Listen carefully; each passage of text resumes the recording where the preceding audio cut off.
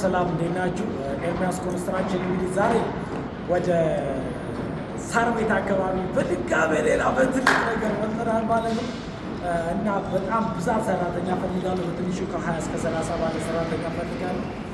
እንዲሁም ቁጥሬ በላይ ያለ በመደወል መስራት ትችላላችሁ ማለት ነው። እንግዲህ እናንተም ሰፕላዮች በጣም ስራዎችን ታገናኙ ሰላም ሰጡ ሰዎች በጣም አመሰግናለሁ። እኔም በቻልኩት መጠንና በጥራት በፍጥነት ለመስራት እሞክራለሁ። በጣም ቴንኪው ብለናል። ስለዚህ ስራችን እስኪ እናሳያችሁ። ሌላም ሰራተኞች ካላችሁ በብዛት በተደጋጋሚ እንደዚህ አይነት ስራ ስላለ መጣችሁ መስራት ትችላላችሁ። ስራውን ላሳያችሁ አሁን